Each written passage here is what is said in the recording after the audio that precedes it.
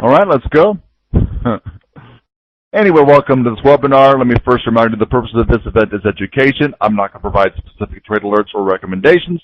I will take a look back, and a very, very, very quick look back, it'll probably be, at what happened today, and I'll probably spend a lot more time taking a look ahead at what the rest of the week could bring, and maybe we'll touch on some topics that are not pertinent to what happened today, nor to what could happen in the days to come, but instead just general topics when it comes to issues that can bedevil traders from time to time.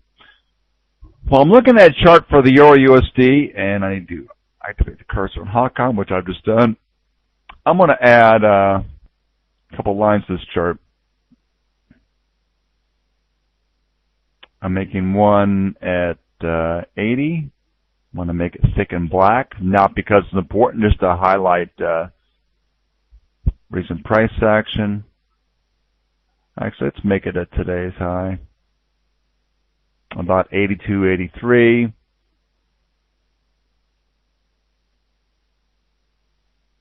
And I'm going to focus on mostly London session price action. Let's put a line at, let's call it 58. You do the math there, folks. That's as good as it got, from about 1.3060 to just above 1.3080. Yes, you're right. That's hardly 20 pips, folks. There are plenty of New York morning sessions when the average size of the 15-minute candles are 20 pips. That is. Welcome to thin holiday trading.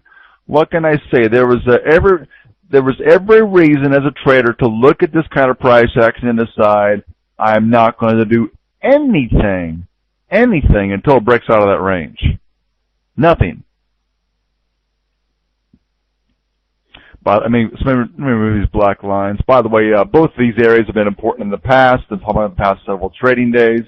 30-60 levels, I recall, was important, not last week, but the week before, and it was important some last week as well, but a couple weeks ago we saw, actually it was 2 weeks ago today, the 1.3060 level seemed to define the New York morning low, the New York morning session low, and the following day it defined the high for the day, around 3060. So that 3060 area has been important, and I've got it referenced here with a horizontal blue line in the middle of this chart. 65 is coming into play as well. I believe that was important on a session or two late last week. And 30, I've got a thin horizontal purple line in the bottom, near the top of this chart, around 30.84. I can probably zoom out to a 4-hour chart to define when that came into play. Yeah, notice I have a lot of markings in this chart. The December 16th high, and the high from this would be yesterday's high near there as well, that near that 3080 level.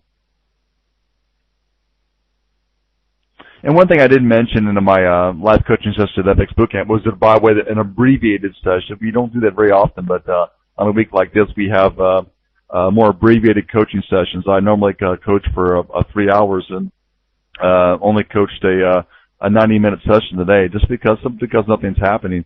One thing I did mention, I've got trend lines all over my charts, not just Euro charts, but other currency pairs as well.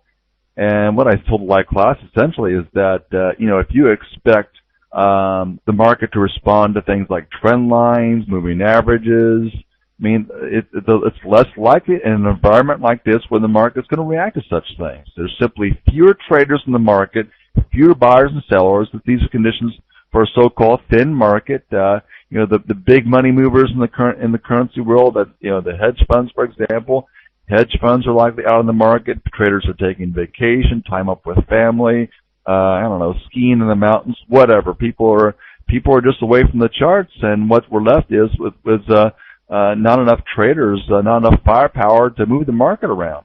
And you could argue a lack of news to provide the spark or catalyst to move the markets as well. So it wouldn't surprise me, and it's a quick outlook, wouldn't surprise me if the euro continues much the same. We get maybe a 20-pip trading range during one session, and maybe a little things that wake up from time to time between now and the end of the trading week. But maybe the market drifts generally further higher, which has tended to do since the middle of this month. You see the green uptrend, support line defined with some recent higher lows since the December 14th. But maybe the euro tends to follow that for a while.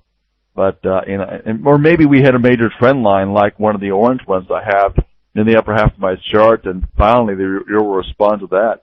Other than that, though, I expect this to be a very uneventful week. Simply put, a very fairly uneventful week. If in terms of news, there may be one thing that comes to mind that could affect the euro before the end of the week. We got a bond auction in Italy coming up to actually there's some bill auctions tomorrow in Italy, but some longer-term Italian paper being sold on Thursday at auction, and that would be the results of that bond auction for Italy would be released during the London session on Thursday. So if that bond auction goes particularly well or particularly poorly, I suppose that could move the euro. Although one could argue that a bond auction like that, there just may not be anybody around who would pay. There may not be enough, big money around, like hedge funds, that would pay attention to that and respond to it. So, right or wrong, the bond auction could go very well or very poorly on Thursday, and the currency market might just pretty much ignore it. In fact, there were some developments just today in some of the the data, some of the things that I track from time to time to help among other things, help me gauge sentiment for or against the euro, for example, that things that could have been notable market movers, but just have not been the case today. Let me queue up some of those things. I'm going to put this euro chart back to size. One of the things I talked about last week, at least I'm pretty sure I talked about last week, was the so-called LTRO by the ECB last Wednesday. LTRO stands for Long-Term Refinancing Operation. This was announced by the European Central Bank at the last policy meeting earlier this month. Some would call it their rate decision, the ECB rate decision meeting. It's typically on a Thursday. In this case, it was the second Thursday of the month. Usually, often the first Thursday of the month. This time it was the second Thursday of the month. The ECB didn't do some of the things that, or at least particularly one of the things the market wanted to do, which was really ramp up its bond buying. What the ECB president Mario Draghi did announce on that day was its intent to expand one of its LTRO operations to make it to offer 3-year loans, unlimited amounts of 3-year loans at 1% yield or 1% interest to eurozone banks. And that new facility that was offered last Wednesday, and as we discussed, I'm pretty sure I was discussed it in last Thursday's FX Street webinar. Eurozone banks took advantage of that LTRO to the tune of about 490 billion euros, a record-setting LTRO by the ECB. So in other words, it was something like 520, maybe 525 Eurozone banks in total borrowed a cumulative total of nearly 490 billion euros. Again, far exceeding anything that had been done in similar LTROs in the past by the ECB. So what we were talking about, at least what I believe I was discussing in last Thursday's webinar here at FX Street was, what were the banks using the money for? They borrow very cheaply from the ECB. What was the money being used for? Well, only about I think it was about 200 billion euros was net new borrowing by the Eurozone banks from the ECB. Now the Eurozone banks have been borrowing from the ECB in the past using shorter-term loans, and a lot of those shorter-term loans were paid off by the Eurozone banks with longer term loans. So think about that. You have, if you're a bank, you've been borrowing short-term loans from the ECB, but now you're offered a longer-term loan at a low rate. It's a good way to refinance some of your loans or maybe in some cases, for some banks, all of their loans. Refinance those loans, make them, you take a more favorable terms, a longer term loan at a very affordable rate, 1%. Now, there's been some hope, there was some hope, that the Eurozone banks, maybe this was wishful thinking on the part of the ECB or by market players, whatever.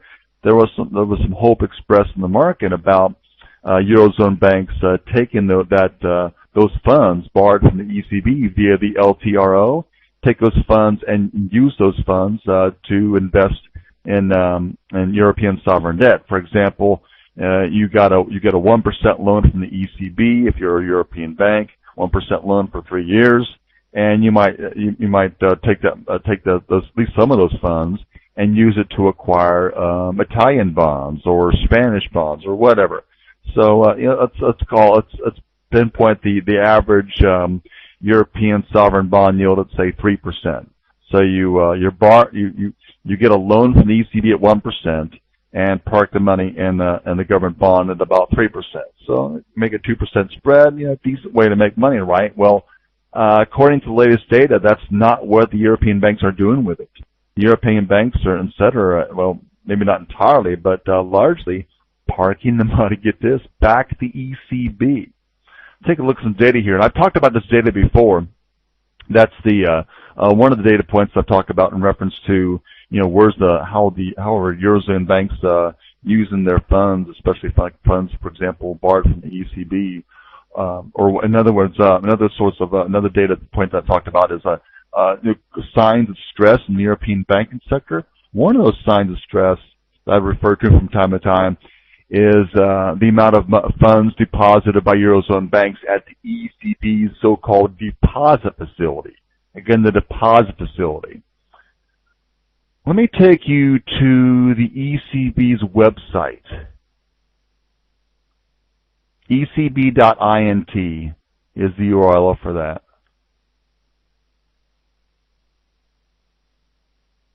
In a moment, you should see an image of the home page for the ECB's website. Look at this section my cursor's hovering near right now. Key figures at a glance. The ECB's main interest rate, right there, 1%. What I'm focused on right now is their deposit facility. That's the interest paid on funds parked by Eurozone banks at the ECB's deposit facility, 0.25%. You remember what I just said? What did I just say about funds borrowed from the ECB via the LTRO? Something like it was with a net 200 billion euros roughly worth of funds borrowed from the ECB. And note the 0.25% interest earns on funds parked in the deposit facility. Let's look at the history of the level or amount of funds parked at that ECB deposit facility.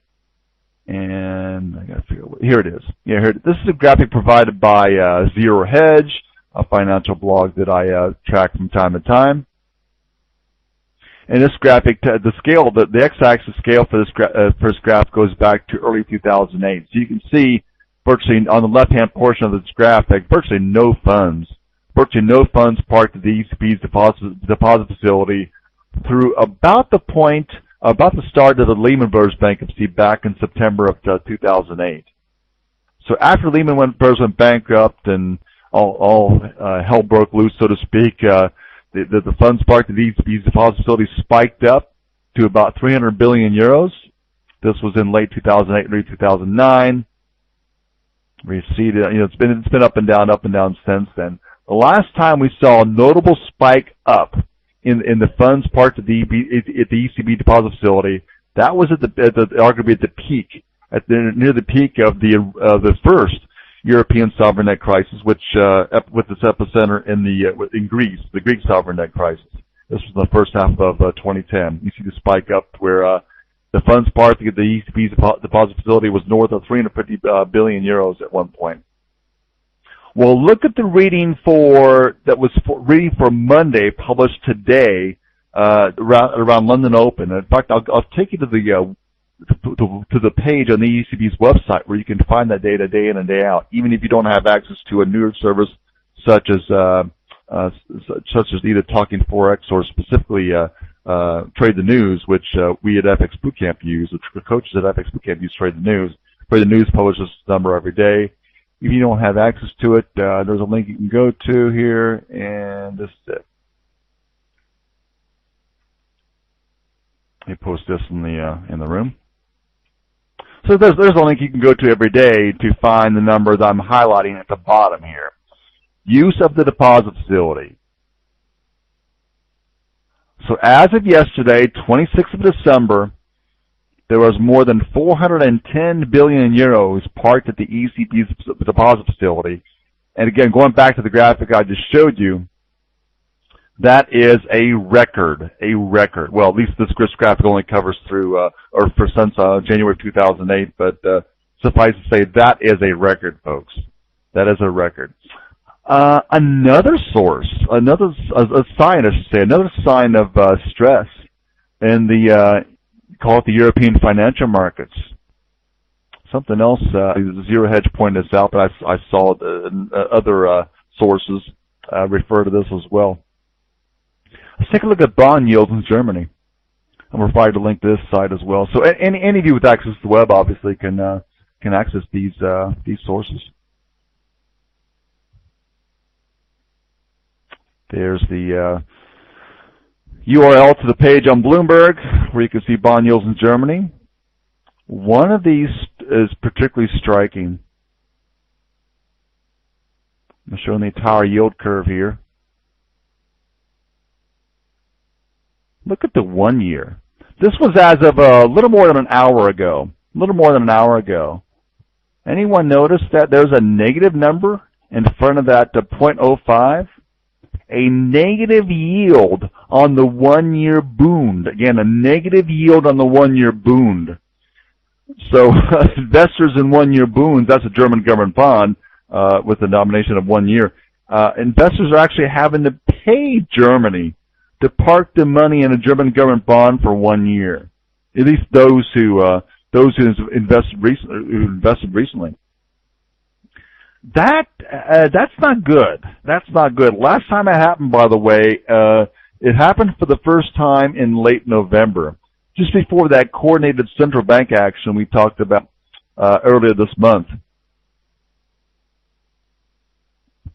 Oh, and by the way, back to that graphic on the ECB's deposit facility.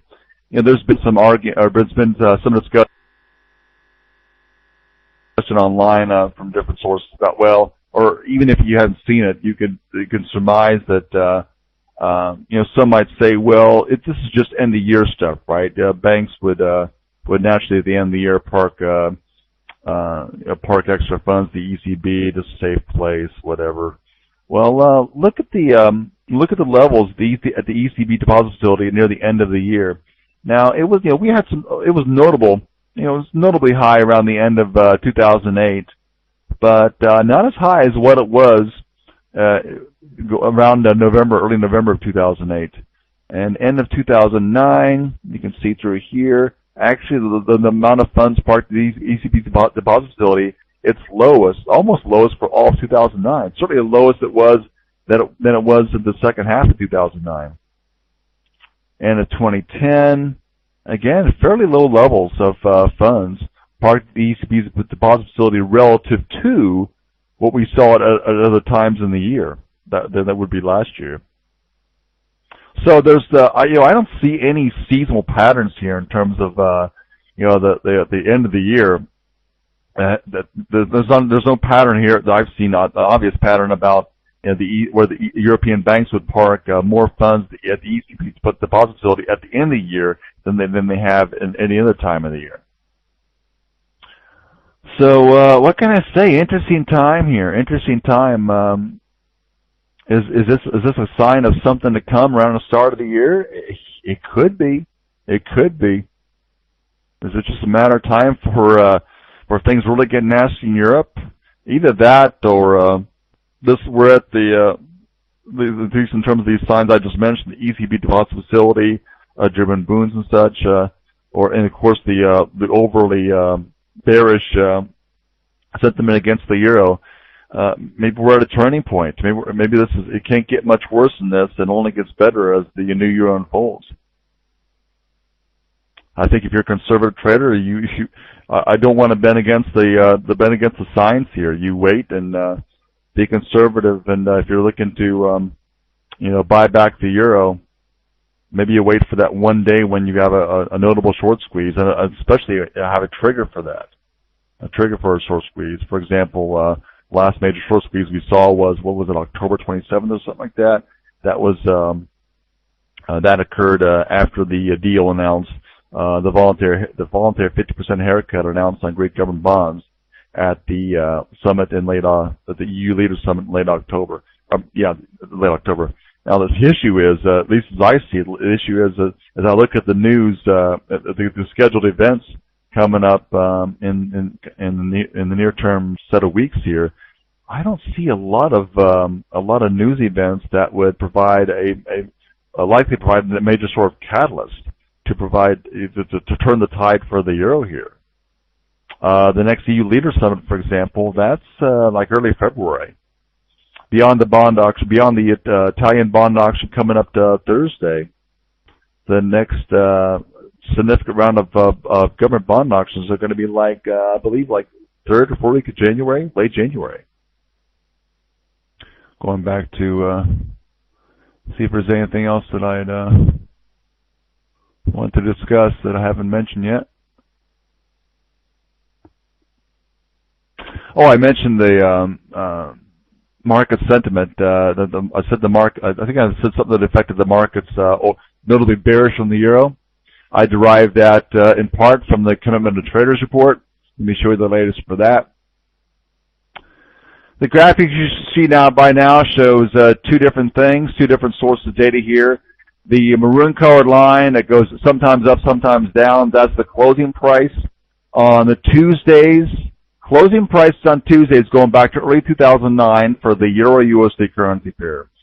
This runs through last Tuesday, not today, but through last Tuesday. The blue bars, either vertical bars, either pointed up or pointed down. The blue bars represent the net positioning. Let me back up here. I derived this data from the Commitment of Traders report provided by the CFTC usually each Friday. As CFTC reports relative positioning, for example, they divide it by type of account. So there's non-commercials and commercial accounts. Non-commercial accounts, those are represent speculators, those looking to profit for moves in the currency market, rather than those looking for a hedge their currency exposure. So non-commercial accounts are considered a pretty decent proxy for hedge fund positioning in the futures and options market. So if you look at the report, and I've walked through this in the past, so I'm not going to repeat it again unless there's any request for me to do so. The Commitment of Traders report released each week again by the CFTC shows the relative number of long and short positions in the futures and options market by so-called non-commercial or speculative accounts. And so you just simply do the math there. You have so many longs, so many shorts. So subtract the shorts from the longs, and you get what's been recently a market that's been net short the euro. In other words, there are far more short contracts, euro short contracts, that have been acquired by so-called non-commercial accounts than long contracts. And you can see in the lower right-hand portion of this graphic, the market hasn't been this net short. Again, the difference between the longs and the shorts, there's many more shorts than longs. The market hasn't been this much net short on the euro, I don't think ever. And this is in terms of raw number of contracts, net short on the euro. I mean, the market's net short euro more so in terms of relative difference in long versus shorts than it was last year.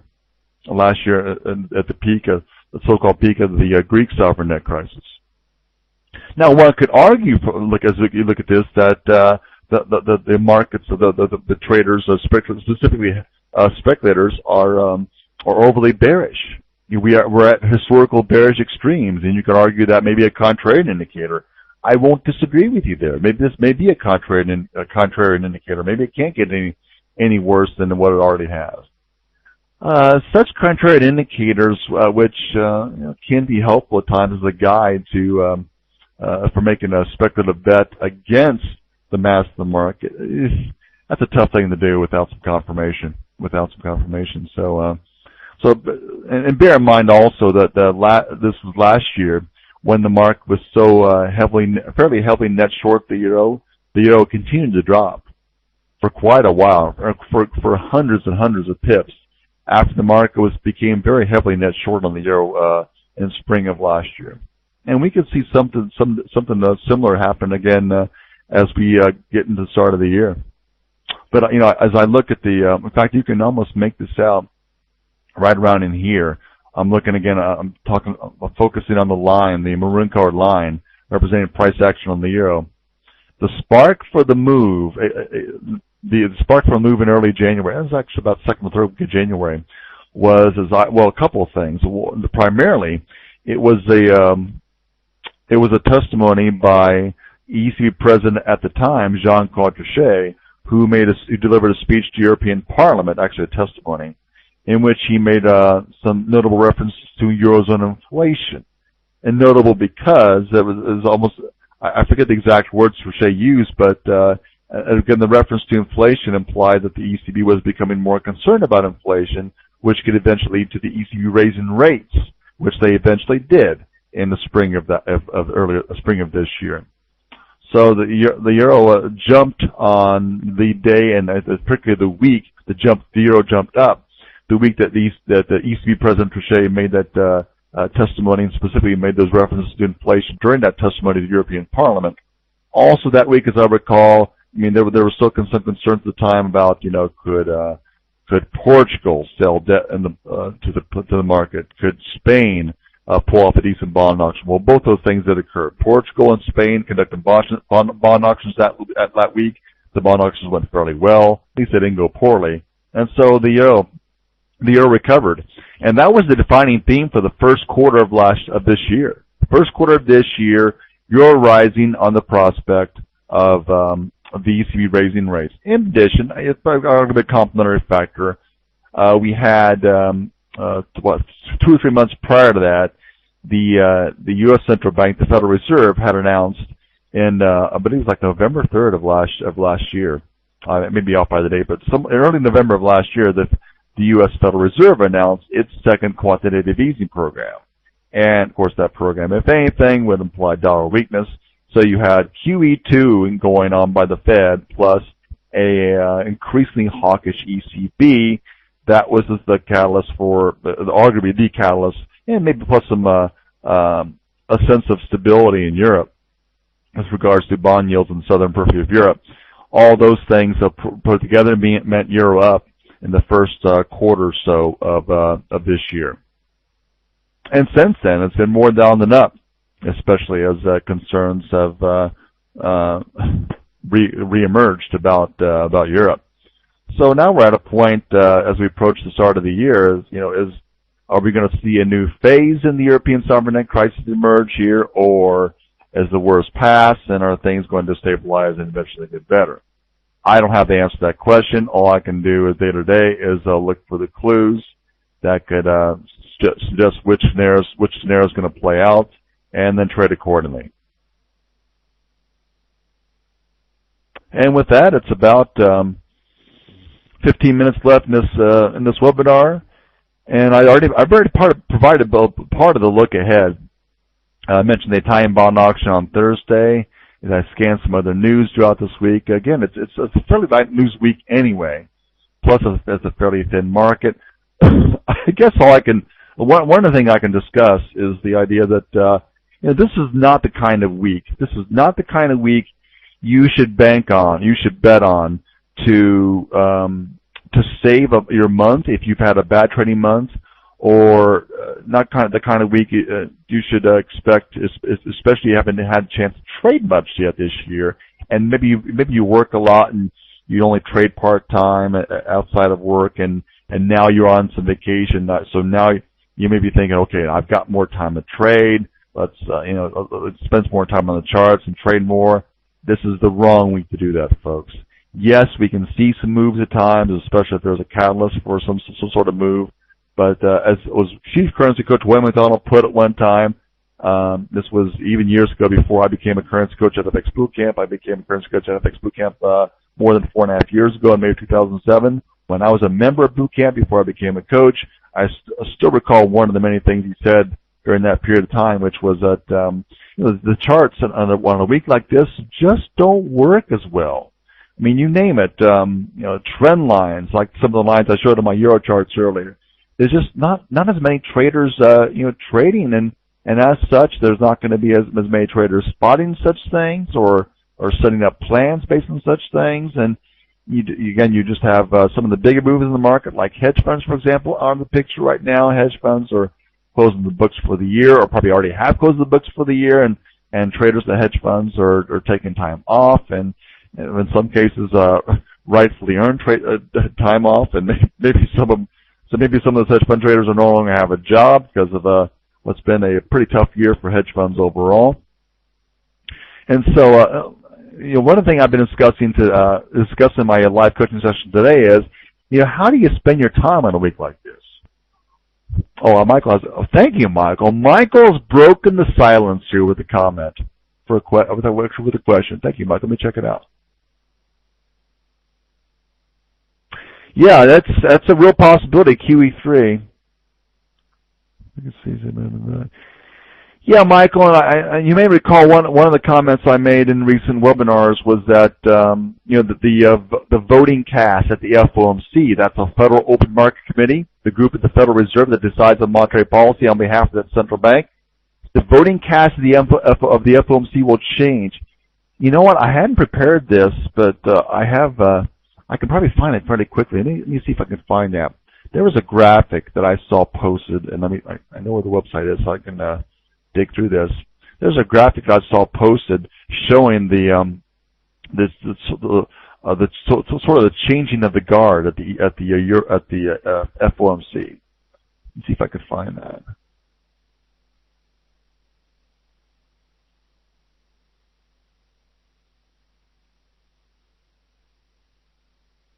And my point while I dig it up is this: if you have what we had this year, and the year's almost over, obviously, but what we had this year was a notably hawkish FOMC. So there was some voting members like Richard Fisher, for example, from the Dallas Fed, Flosser at the Philly Fed, Coker Lakota, I'm not sure about the pronunciation of his last name. The Minneapolis Fed president, all notable hawks, all hawks meaning they're concerned about future inflation and in turn hesitant to agree to programs such as QE3. QE3 stands for quantitative easing. Quantitative easing, in essence, is the central bank monetizing the nation's debt, acquiring either government bonds or sometimes mortgage-backed securities, things like this. And what does it mean for the currency market? Well, generally, quantitative easing has meant a weaker currency, be it a weaker dollar. When the Fed has pursued more quantitative easing, we've seen occasions, obviously, when the Bank of England has pursued more quantitative easing, that's led for a weaker British pound. Many things, by the way, and this is where things get really interesting on the Euro USD.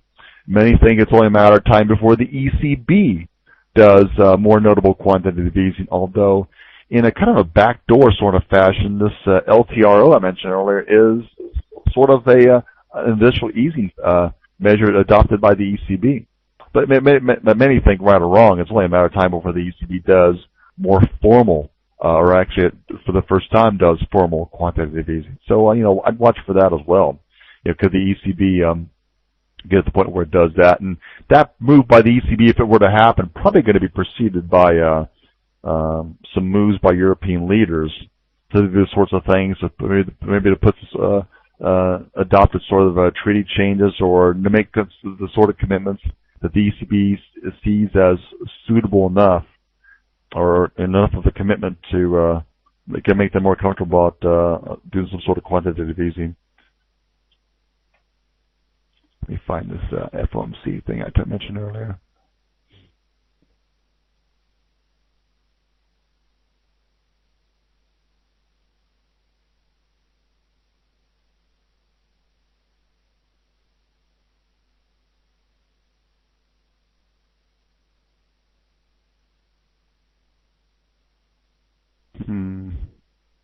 May not be able to find it as quickly as I would like.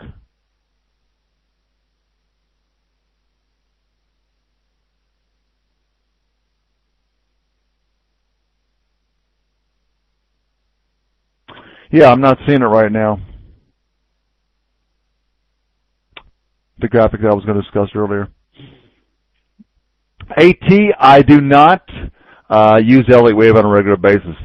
I find it interesting, and it's something that eventually I admit I would like to know more about and apply to my own trading. I do not use it actively, though.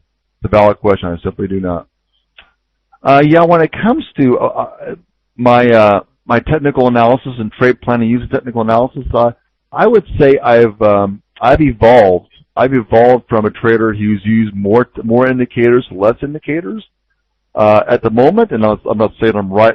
This is the only way, nor the right way in all markets. But at the moment, I'm much more inclined to trade based on just raw price action. Hence, I'm showing just candlestick charts, nothing more.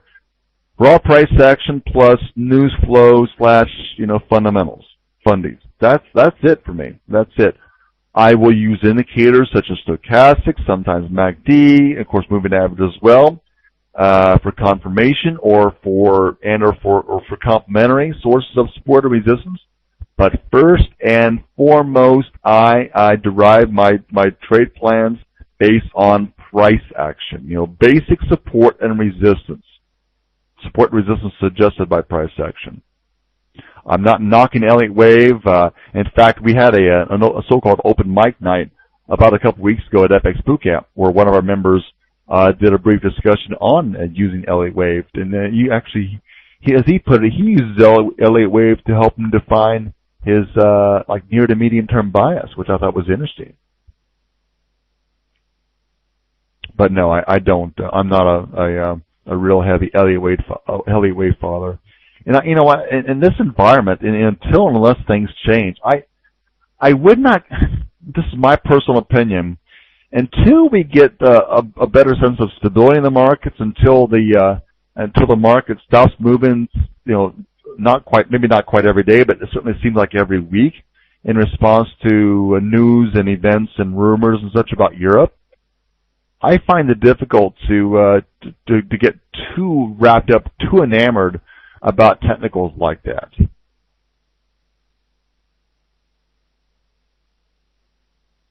Yeah, Michael, I saw that too in reference to the USA raising the debt ceiling.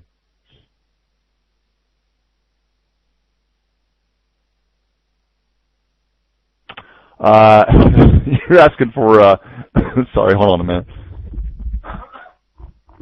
Still shaking the remaining remnants of a cold, so sorry about the cough there. Well, what can I say about gold? Gold hasn't moved the same way in the past few weeks that it had previously. And I'm not going to talk a lot about gold because I'm a currency coach first and foremost. I'll address the currency markets. I would argue that I don't think the gold trade's solely over. It just depends on your horizon. I don't know what your horizon is, Michael, or how often you trade gold, or are you looking for an outlook for the next year, 2 years? I don't know. I think you argue one of the reasons that gold hasn't been as popular of late is that I'm sure there's been some selling of gold in this last quarter in this current quarter, last quarter of the year, as hedge funds, for example, have been liquidating a trade that's worked, and one of the trades that worked this year was gold. And hedge funds on the whole, as I see from various sources, hedge funds on the whole have not done very well this year. So don't ignore just mere what I call it trader / hedge fund behavior, dictating what markets are doing or could do or will do. Now, if we get into more easing, that could be a support of gold, certainly, more QE from the Fed. Yeah, you would think it'd be more upside for gold. I would like to find that FOMC, but I just haven't found it yet. That is the graphic showing the change in the voting members of the FOMC. Hang on a minute. I'm on a mission now. Right. Well, Michael, my guess is that it's not. Be careful with that because I don't see. Lately it seems it hasn't been commodities moving the dollar. It's just like it's more the other way around. The dollar moving in response to other things, and commodities kind of moving in sympathy with the dollar.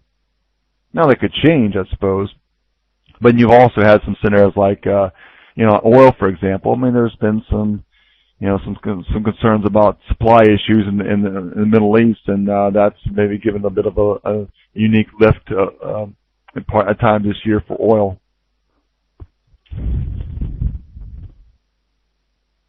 I'm on a site where I think I can find that graphic for the FOMC, and I'm looking for it right now.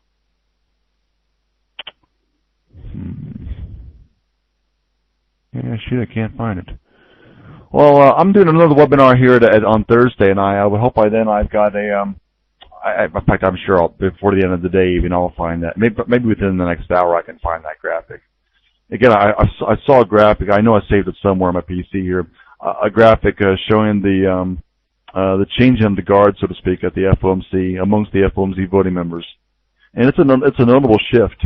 It's probably one of the biggest shifts from hawkish to dovish at the FOMC we've seen in many years. And again, it could set the stage for an FOMC more conducive to approve QE3. That is, if conditions call for it, sometime next year. And I must admit, I found a way to do it. It's 1:45 p.m. New York time. I'm open to more questions if there are any outstanding questions, but otherwise I could wrap this up. Call today. I will end with this. One point I was going to make before I addressed Michael's question was that this is a time when I choose to do some research that can help me better prepare for the next trading year. Now, my research tends to be along the lines of fundamentals. For example, I'm reading a book written by a hedge fund manager, and another book. There's a book, fairly new book out called Currency Wars by James Rickards. I'm going to be reading that. I've got one of those Nook devices sold by Barnes and Noble. It's one of those electronic readers. So I'm downloading electronic books, and I'm reading these books through that. So a couple of different things I'm doing. For number one, I want to get a look into the mind of a hedge fund manager. Actually, in this case, a former hedge fund manager, Keith McCullough. And I'm going to also get a look at some longer-term perspective on the currency market, presumably provided by this James Rickards, who wrote the book on Currency Wars. Maybe a look into what a future of where currencies might go. Now, it's probably a longer-term look, and I can't comment on the quality or not about that Currency Wars book. But it's my point is this: I want to do some things now, something different, rather than stare at charts where the currencies are going virtually nowhere.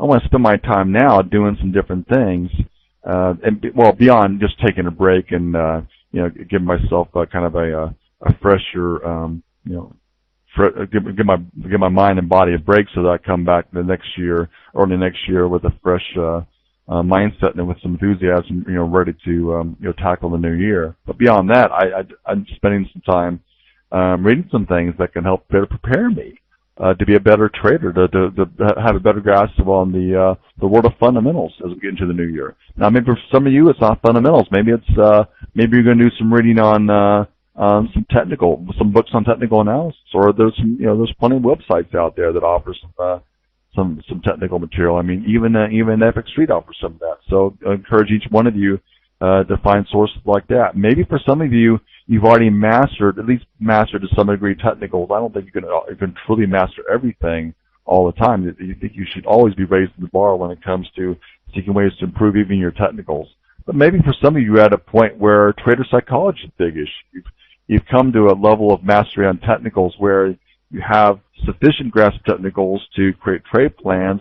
Maybe your challenge is to attain confidence in your plans, or you're getting jittery when you're in a trade and you can't keep it, so you can't keep the trade on. So maybe your challenge is to master the game between your ears, the gray matter between your ears, the mental game. And there's plenty of reading material out there on that as well, about sort of like I don't want to call it mind control, but just mastering your emotions while in trading. You're mastering your trading process. By the way, a trading process is very helpful to keep your emotions under control. Then there's some material out there about that. And if you're looking for some help on that, ask me on.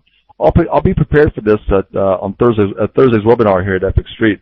I've got some books on my bookshelf which I'm looking at right now, by the way. Some books that I'm acquired, and books, even a couple of books that I haven't gotten yet, but other currency coaches, other traders have recommended to me that people have, that traders of all kinds of, not just in currency markets, but traders in other markets as well, have found helpful, especially when it comes to trader psychology. So feel free to ask me on Thursday, during Thursday's webinar here at Epic Street, and we can, I can give you a list of those books. Yeah, Michael, it's a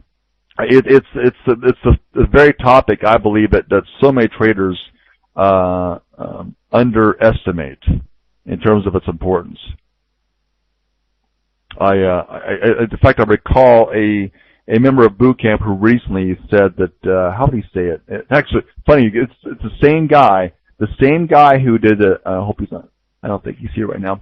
It's his name's not here. It's the same guy who did a presentation on Elliott Wave at one of our open mic nights at FX Boot Camp recently. I'm paraphrasing, so I may not get it exactly right, but he said something to the effect of, and I don't totally agree with the way it was said, but he said something to the effect of, anyone can learn the technicals in, like, I think he said a day, but okay, maybe it was a week. But I thought, oh, I'm sure he said like in a day or two, anyone can learn the basics, the technicals. Again, with the proper focus plus the mental capabilities. If you're sharp enough, you're smart enough to learn it all quickly, you can learn it that quickly. You can learn. It's possible. It is humanly possible to learn technicals that quickly. And the way he stated it, he may not mean it that way, but the way he stated it, it almost made it sound like, once you got that, you're there. And I had a debate with him soon after he said that, which the effect, my point was that, you haven't even begun. You haven't even begun to evolve into, you've hardly begun your journey as a trader, in my opinion, once you've mastered technicals.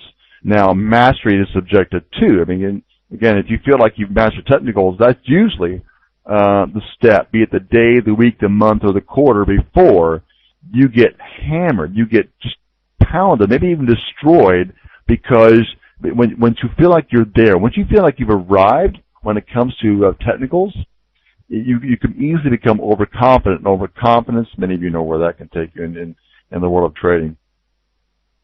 So, but my point was this, that I was suggesting this to this boot camper, this member, that the real challenge isn't technicals. It's well, to some degree fundamentals, but particularly the mastery of one's mind and trader psychology.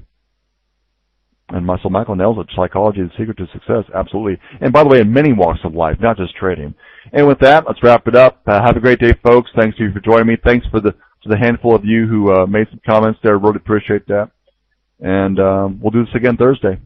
Cheers, everyone.